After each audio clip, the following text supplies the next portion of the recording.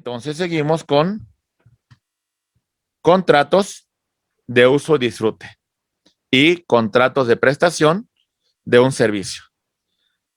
Contratos traslativos de uso. No se transmiten los derechos inherentes a las cosas. No se disponen, no se transmite la totalidad. Solamente se permite el uso y disfrute momentáneo mediante un pago de una renta, como en el arrendamiento, o sin pago, como en el caso del comodato. Muy bien. ¿Qué ocurre, compañeros? Una persona transmite el uso y goce de un bien de su propiedad y esta persona, por disfrutar de este bien, se obliga a pagar una determinada cantidad de dinero. Muy bien, compañeros. Perfecto. Muy bien. Seguimos, compañeros. Vamos a entenderlos. ¿Cuáles contratos vamos a mencionar aquí, compañeros? Vamos a mencionar el contrato de arrendamiento y el contrato de comodato. Muy bien. Hay otra subclasificación que algunos códigos civiles de las entidades federativas regulan, que es el contrato de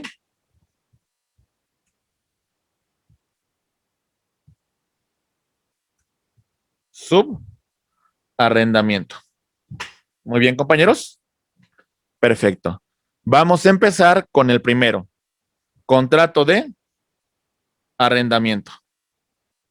¿Qué decimos, compañeros?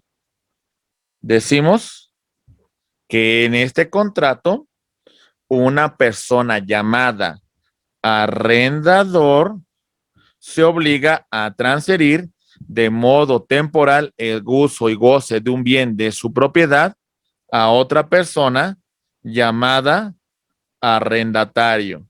Y esta a su vez paga por el uso y goce de este derecho. ¿Está claro, compañeros? Muy bien. Características de la donación. Atención, compañeros, por favor. Decimos que la donación es un contrato principal. ¿Sale? ¿Qué implica esto? Que no depende su existencia de ningún otro contrato. Es bilateral, porque hay un acuerdo de voluntades entre el arrendador y el arrendatario. Es oneroso porque genera ganancias y pérdidas que son recíprocas para las partes. Bien, compañeros, es un contrato conmutativo porque este contrato se encuentra, de alguna manera, las prestaciones se conocen desde que se está celebrando el contrato. Desde ese momento nosotros sabemos las condiciones, sabemos las cargas, sabemos las prestaciones. ¿Está claro, compañeros? Es un contrato consensual en oposición a real porque ni siquiera necesito la entrega de la cosa para que se perfeccione. Me basta con su consentimiento. Muy bien. Es formal porque se recomienda hacerlo por escrito. Es de tracto sucesivo porque los efectos de este contrato se van a prolongar en el transcurso del tiempo. A, celebra un contrato de arrendamiento con B. Muy bien. Los efectos de este contrato se van a prolongar hasta en tanto no se venza este contrato y en este caso se puede establecer un plazo pues, que determinen las partes para la eficacia y existencia de este contrato. ¿Vamos bien, compañeros? Ok, muy bien. Y son contratos nominados porque su fundamento los encontramos en el libro segundo, dentro de los capítulos, dentro del capítulo de contratos traslativos de uso y disfrute. Obligaciones que tiene el arrendador. ¿Cuáles son? Punto número 1. Se compromete a transmitir el uso y goce de un determinado bien. ¿Ok? Entrega la cosa que es materia de arrendamiento a favor del arrendatario. Muy bien. Debe de dar mantenimiento a la cosa que es arrendada. Muy bien. El arrendador no debe estorbar ni embarazar, significa causar alguna cuestión que pueda afectar la cosa arrendada. ¿Sale? Ni modo que, por ejemplo, se rente un departamento y en ese departamento que se está rentando, pues bueno, imaginen que este es el departamento. Aquí lo tenemos. Aquí tiene la puerta de entrada. Imaginen el caso de que el arrendador, pues aquí empiece a tirar material de construcción, le ponga aquí algunas trabas que impidan que el arrendatario, pues, tenga un cómodo acceso a la cosa arrendada. Por eso no debe estorbar ni afectar de ninguna manera la cosa arrendada. ¿Se entiende, compañeros? Ok. El arrendador debe garantizar la posesión pacífica y la posesión útil. El arrendador puede establecer el tema de la vigilancia sobre el uso del bien para no incumplir con temas referentes con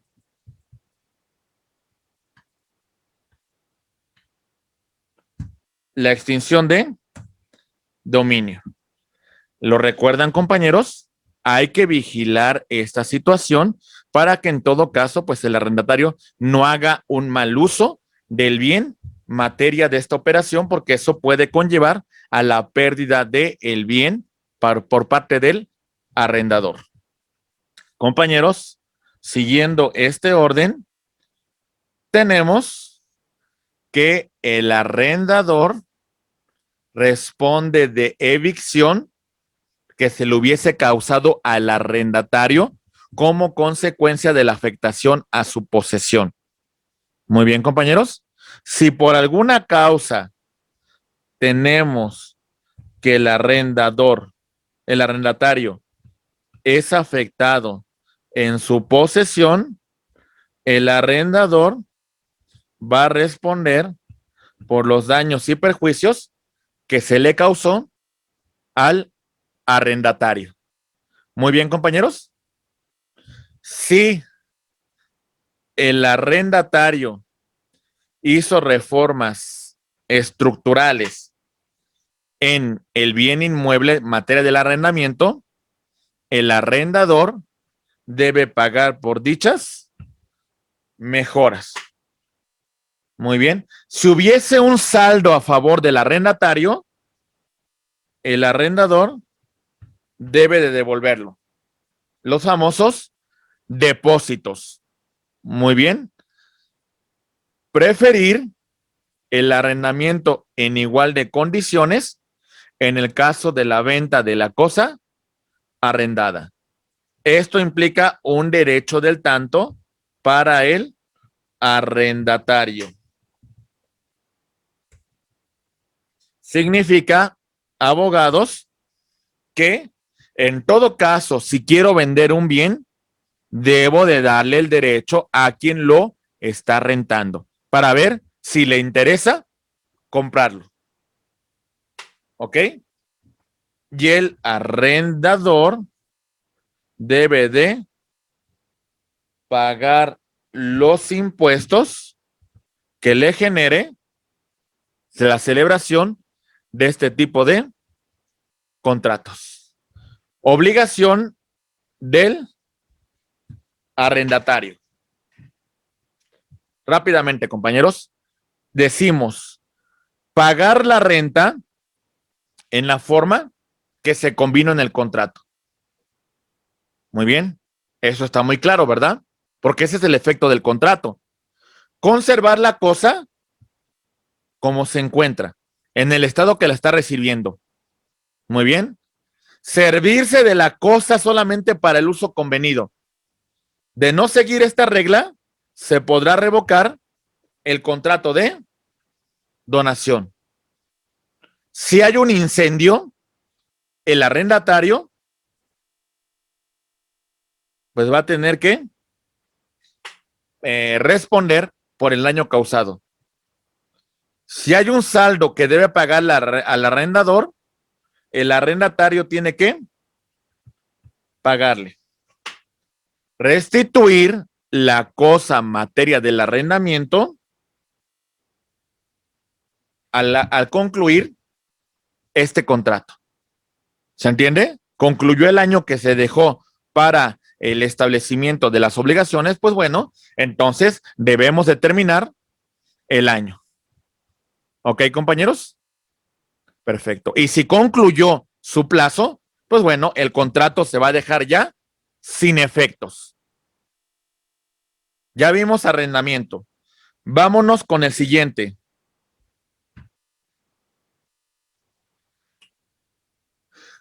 Contrato de comodato.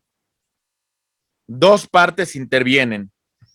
El comodante se obliga a conceder de forma gratuita el uso de una cosa no fungible. ¿Sale? Significa que es una cosa individual que no puede ser sustituida por otra.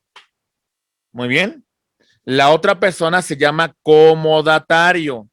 Se obliga a restituir la cosa individualmente. ¿Sale? Vamos a ver. Compañeros, tenemos el comodante. Este señor le permite de forma temporal a esta persona llamada comodatario que disponga de un determinado bien que es de su propiedad, pero permitir este uso de este bien no fungible es a título gratuito. Y esa es la principal diferencia que podemos establecer con el contrato de arrendamiento. ¿Está claro, compañeros? Muy bien. Características del contrato de comodato.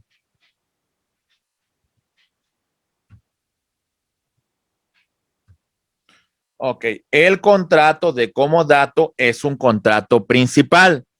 No depende su existencia de otro contrato.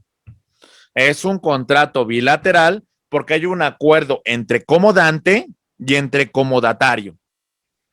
Es un contrato gratuito porque genera gravámenes para una sola de las partes, que es el donante, el comodante, y el comodatario recibe todos los beneficios. Para que se perfeccione el contrato, basta que se otorgue el consentimiento. Y el consentimiento se puede expresar de cualquier manera: oral, escrita, tácita, expresa, por medios electrónicos. Bueno, hay varias opciones de cómo manifestar el consentimiento. Y es de tracto sucesivo porque sus efectos se prolongan en el transcurso del tiempo que hubiese fijado el comodante. ¿Sale? Los efectos se van a prolongar en el transcurso del tiempo. Son contratos nominados porque sus fundamentos se encuentran dentro del propio Código Civil. Muy bien, compañeros. Perfecto. Muy bien. Pues bien, compañeros, vamos, antes de continuar con la siguiente clasificación de contratos, pues vamos a ver un pequeño video sobre una pausa activa. Muy bien, antes de que continuemos con el siguiente tema. Vamos a ver. Bien, amigos, vamos a continuar con los contratos de prestación de servicio. Este es el contrato mediante el cual una persona que se dedica a una área profesional va a prestar un servicio a favor de otra persona que se va a llamar cliente. Todo esto, claro, con una contraprestación económica a la cual vamos a llamar honorario. Muy bien. Algunos de estos contratos de prestación de servicios que regula el Código Civil son los siguientes. Empezamos con el contrato de depósito. Posteriormente hablaremos del contrato de mandato. Continuaremos con el contrato de servicios profesionales, estudiando el contrato de obras a precio alzado, el contrato de transporte y el contrato de hospedaje. Muy bien. Empezamos entonces. Contrato de depósito. A través de este contrato, una persona que vamos a llamar depositario se va a obligar a custodiar una cosa mueble o inmueble que otra persona deja a su resguardo. Esta persona se va a llamar depositante. Al final, cuando éste lo solicite, el depositario tiene la obligación de restituirla. Claro que esto también se puede hacer a título gratuito, pero también se puede hacer a título oneroso y en todo caso va a generar una contraprestación. Algunas características importantes de este contrato van a ser las siguientes. Bueno, antes de empezar con las características, vamos a poner algunos ejemplos de este contrato que hemos señalado con antelación. Muy bien. Entonces tenemos una persona que en este caso vamos a llamar depositario. Esta persona llamada depositario va a custodiar, va a resguardar bienes que deje a su encargo otra persona llamada depositante. Muy bien. Y bueno, a cambio de esta contraprestación, de ese servicio, se puede pactar, por supuesto, el pago de un honorario. Y el depositario tiene la obligación de restituir la cosa cuando la depositante así se lo solicite. Muy bien, perfecto, muy bien. Vamos a analizar algunas características de este contrato de depósito. Muy bien, compañeros, perfecto. Dentro de sus características encontramos que es un contrato es principal. Sabemos que es un contrato que no depende de ningún otro y que debe su subsistencia a sí mismo. Es un contrato bilateral porque hay un acuerdo de voluntades entre dos personas. Lo mencionamos con antelación, el depositario y el depositante. Muy bien. Es un contrato de naturaleza onerosa porque va a generar derechos y gravámenes que son recíprocos para las partes. Muy bien, por lo que respecta al depositario, esa custodia, esa guarda de un bien, pues va a generarle una retribución. Y el depositante, pues el beneficio que va a recibir en este caso es de que se va a custodiar, se va a resguardar el bien que ha dejado en depósito. La obligación, al final de cuentas, va a ser que va a tener que pagar un servicio, pues por esa prestación, por ese resguardo del producto que le ha encargado. Continuando con este estudio, revisamos que el contrato también puede ser a título gratuito.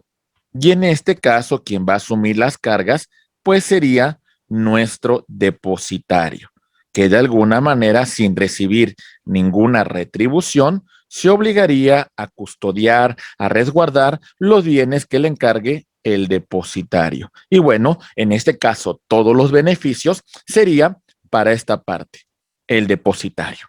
Muy bien. En este tenor también vamos a entender lo siguiente, estimados amigos. Pongan mucha atención, por favor. Señalamos que es consensual en oposición al real porque basta el consentimiento para que se perfeccione el contrato y no necesariamente la entrega de la cosa. Es consensual en oposición al formal porque el consentimiento se puede expresar de forma tácita, de forma expresa, de forma oral, por medios electrónicos. Bueno, al final de cuentas hay una amplia autonomía de la voluntad. De tracto sucesivo porque los efectos de este contrato se van a prolongar por el tiempo en la cual el depositario tenga en resguardo los bienes de la depositante. Entonces, durante todo este tiempo, pues bueno, el contrato surtirá sus efectos. Y es un contrato que vamos a llamar como intuitu personae, porque es importante la naturaleza de la persona que se encarga de la guarda, de la custodia de estos bienes que deja a su resguardo el depositante. Y es nominado porque lo encontramos regulado dentro del ordenamiento civil. Muy bien, por eso lo llamamos como nominado. Continuando con el análisis de los contratos en materia civil, vamos a verificar lo siguiente, compañeros. Muy bien. El contrato de mandato. A través de este contrato tenemos dos partes. Una parte que se va a llamar mandatario, que se va a obligar a realizar o ejecutar actos por cuenta del mandante. Estos actos jurídicos que le va a encargar. Entonces tenemos dos partes. Mandatario que ejecuta los actos y el mandante que le da esta atribución. Muy bien, vámonos al ejemplo práctico.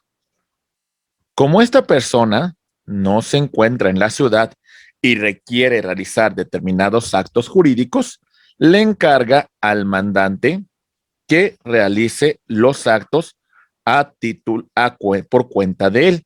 Muy bien, por esta representación, por supuesto, el mandatario va a recibir una retribución de naturaleza económica. Algunas características de este tipo de contrato van a ser las siguientes. Mucha atención, por favor. Señalamos que es un contrato principal porque no se encuentra subordinado a ningún otro contrato, pero también podemos señalar que es un contrato accesorio, que a final de cuentas su funcionamiento puede encontrarse subordinado a un contrato principal. Vamos a poner un ejemplo.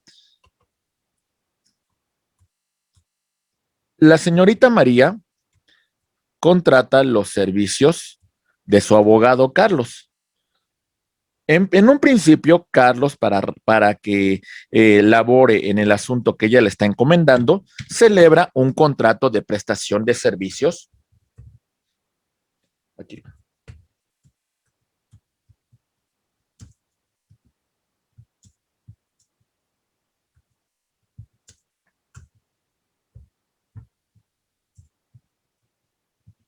Contrato de prestación de servicios profesionales.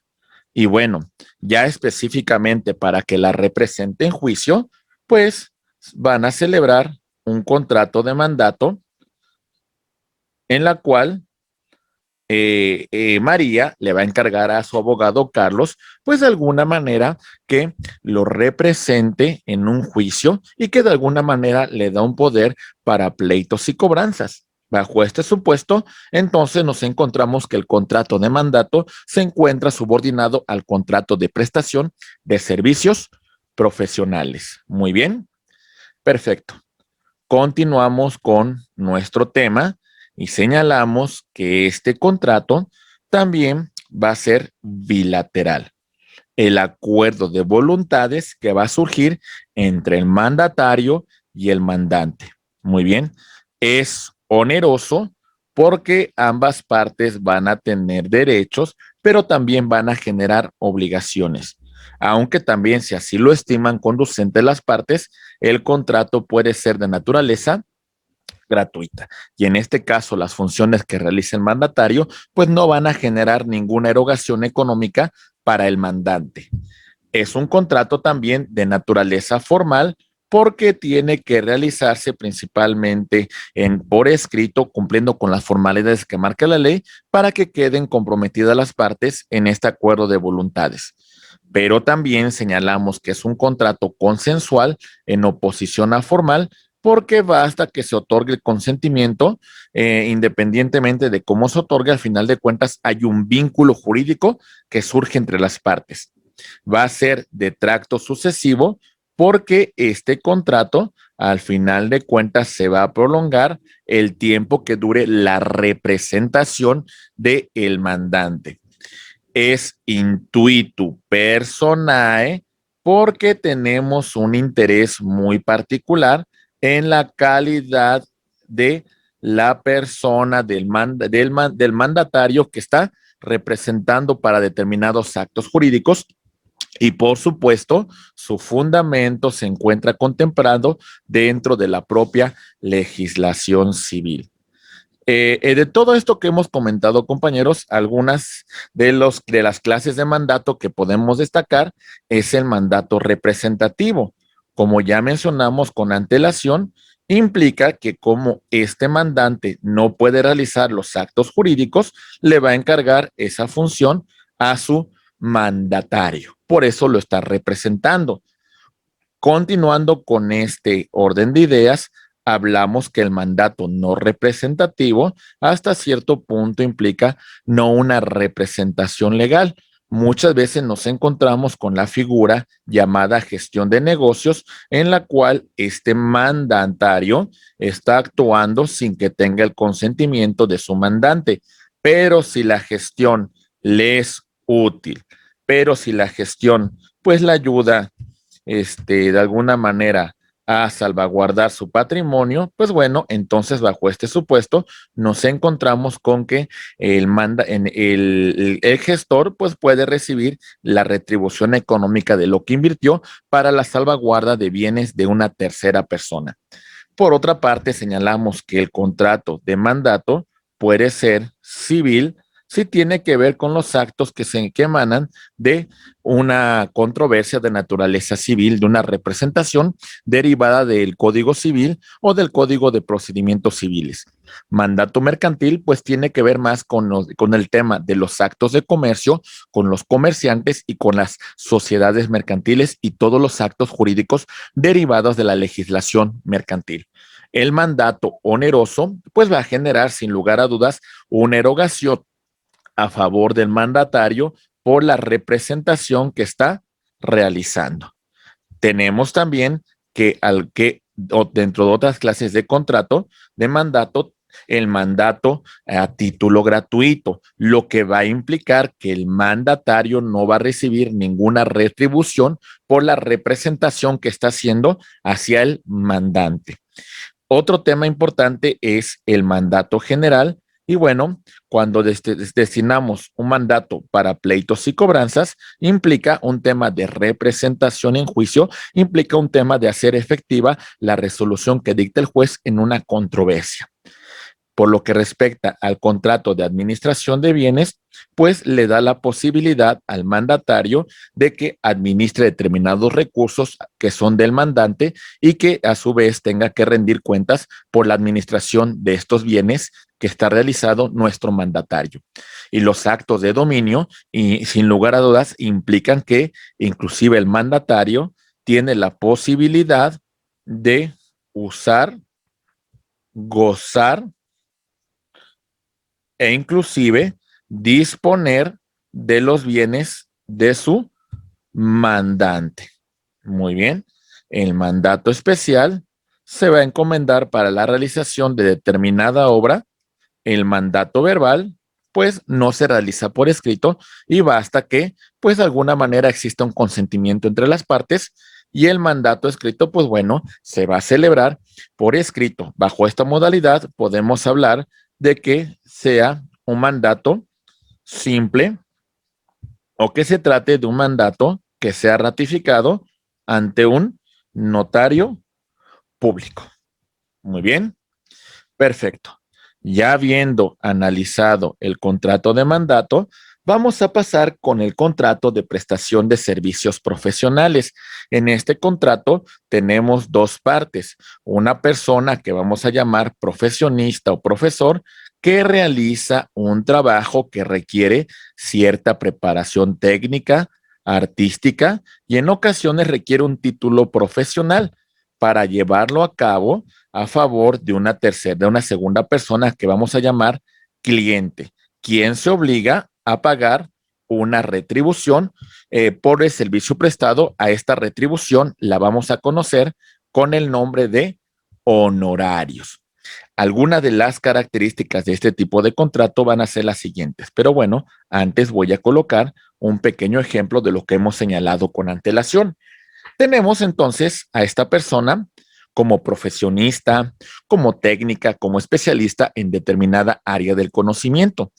Esa característica, esa situación de especialidad lleva a que esta persona llamada a su cliente, pues de alguna manera utilice sus servicios, tenga una asesoría, tenga alguna situación de ayuda profesional y bajo ese supuesto, esto le va a generar una retribución por ese servicio profesional que está brindando esta profesionista. Muy bien. Dentro de este orden de ideas, vamos a mencionar que este contrato tiene las siguientes características. Atención, por favor. Es un contrato principal. Su existencia no se encuentra subordinada a ningún otro contrato. Muy bien. Es un contrato bilateral porque, como ya mencionamos con antelación, hay un acuerdo de voluntades entre profesionista y entre el cliente. Muy bien, perfecto. Continuando con esta explicación, tenemos que es un contrato oneroso porque va a generar derechos y gravámenes que son recíprocos para las partes, para la profesionista y para el cliente. Nos encontramos que es un contrato consensual en oposición al real porque se puede manifestar la voluntad de las partes de distintas maneras, es decir, impera la voluntad de los contratantes. Es un contrato instantáneo porque los efectos del mismo se pueden producir en un solo acto y en ese mismo acto se consuman, ¿no? Por ejemplo, en el caso de que esta abogada dé una asesoría al cliente, esto le va a generar un recurso y bueno, tan luego como da la asesoría, concluye este mandato, porque es el único compromiso que fijaron las partes. Es un contrato que puede ser de tracto sucesivo en el caso de que los efectos de este contrato se prolonguen a lo largo del tiempo, en el tiempo que está haciendo la representación de su cliente en una controversia, llamarlo de algún modo. Tenemos, por supuesto, también que es un contrato intuitu personae, porque implica que hay una cuestión de que me interesa la calidad humana, su profesionalismo, la ética, la responsabilidad de la persona que estamos contratando como profesionista y es un contrato nominado porque su fundamento lo encontramos dentro del propio Código Civil. Muy bien. Entonces, estos son algunos aspectos importantes sobre el contrato de prestación de servicios profesionales. Pasando a otro orden de ideas, tenemos otro contrato que es el contrato de obras a precio alzado. En este contrato tenemos una persona llamada empresario que se obliga a ejecutar una obra en beneficio de otra persona que vamos a llamar dueño o propietario, quien a su vez se obliga a pagar una determinada cantidad por el servicio que le presta este empresario. Muy bien. Entonces, veamos el siguiente ejemplo. Esta persona es el empresario y esta persona es el dueño. Muy bien. El dueño le va a encargar determinadas funciones al empresario y éste las va a ejecutar. A cambio de la ejecución de esas obras, el dueño tiene la obligación de pagar una retribución económica. Vamos a poner un ejemplo. Resulta que la señorita María tiene un terreno en la cual quiere construir unos departamentos. Y Mario tiene una constructora y resulta que construye dichos departamentos para María. En ese orden de ideas, por la obra realizada por Mario, María pues va a tener que pagar los honorarios correspondientes por la prestación de servicio de este empresario. Algunas características de este contrato van a ser las siguientes, estimados amigos. Vamos a revisarlas. Tenemos que, por una parte, es un contrato principal. ¿A qué me refiero con esto? Es un contrato principal porque su existencia no se encuentra subordinado a ningún otro contrato. Es bilateral porque existe un acuerdo de voluntades entre el empresario y el dueño del establecimiento, el propietario. Muy bien. Tenemos también que es un contrato de naturaleza onerosa porque genera derechos y obligaciones que son recíprocos para las partes. Es formal porque debe de cubrirse con los requisitos que establece la norma para que pueda surtir sus efectos. Aunque también decimos que es consensual en oposición al formal porque el consentimiento se puede expresar pues de distintas maneras. Hay una autonomía de la voluntad para manifestar este consentimiento. Es de tracto sucesivo porque los efectos de este contrato se prolongan en el transcurso del tiempo que el empresario realiza la obra. Muy bien. Decimos también que es un contrato intuitu personae porque una de las características importantes de este contrato es la calidad de la persona que se está contratando como empresario. Muy bien. Y bueno, también mencionamos que es un contrato nominado porque su fundamento lo encontramos dentro de la propia legislación civil.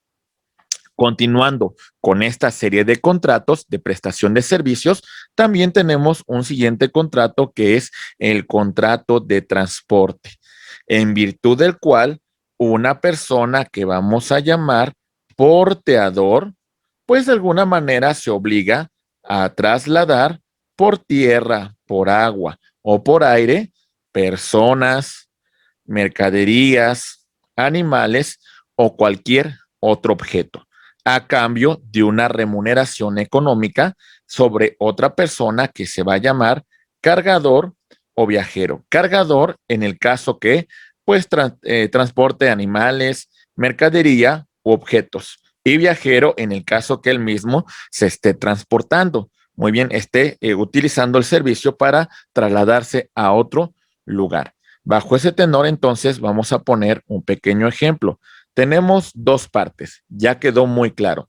El porteador, que es esta persona, y se va a obligar a transitar, a trasladar a otro punto por tierra, por aire, por agua, en mercaderías, animales o personas. Y esta persona se obliga a pagar una retribución por ese traslado. Algunas características de este tipo de contrato van a ser las siguientes. Atención, por favor. Muy bien. Encontramos como que es un contrato principal. Su existencia no se encuentra subordinado a ningún otro contrato. Es un contrato bilateral porque hay un acuerdo de voluntades entre el porteador, el cargador o viajero. Es un contrato oneroso porque tiene derechos y obligaciones que son recíprocos para las partes. Muy bien. Es un contrato que vamos a llamar también como formal porque deben de cubrirse los requisitos que marca la ley, pues para que surtan los efectos este contrato.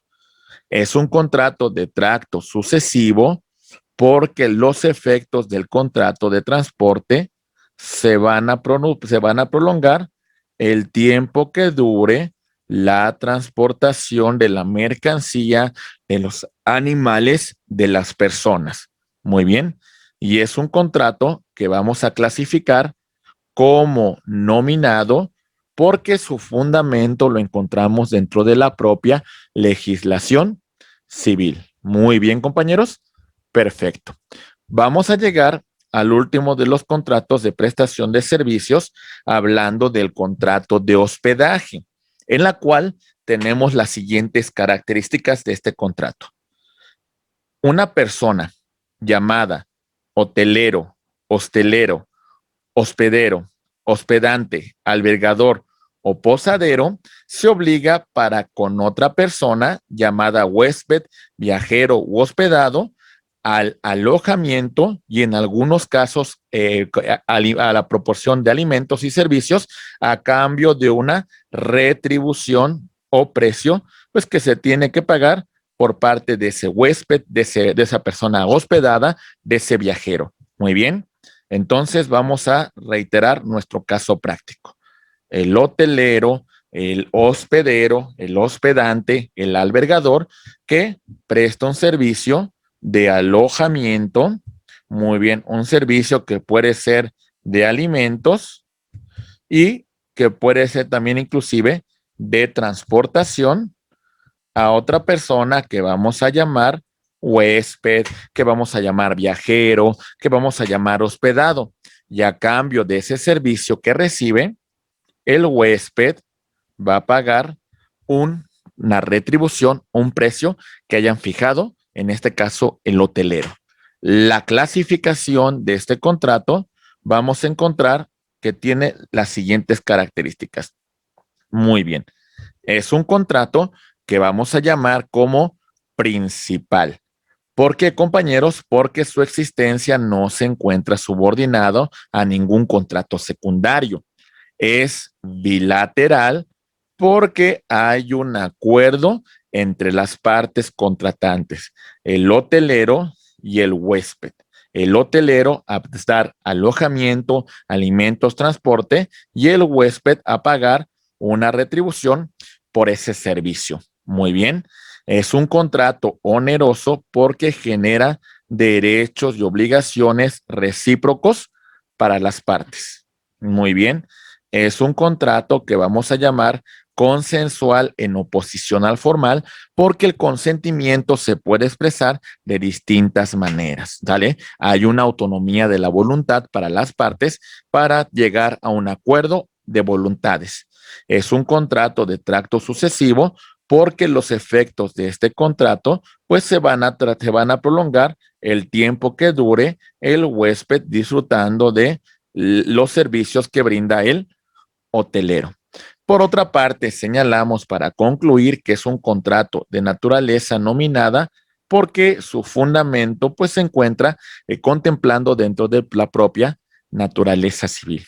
Muy bien, estimados amigos, pues espero que esta parte de los contratos la hayan ustedes disfrutado porque analizamos contratos muy importantes dentro de esta clasificación de contratos de prestación de servicios. Analizamos en particular algunos contratos como son el contrato de depósito, el contrato de mandato, el contrato de la prestación de servicios profesionales, el contrato de obras a precio alzado, el contrato de transporte y el contrato de hospedaje, analizando sus principales características. Estimados amigos, muchísimas gracias por seguir con nosotros en esta clase de contratos civiles, agradeciendo de antemano su atención. Muchísimas gracias. Como siempre, estoy a sus órdenes.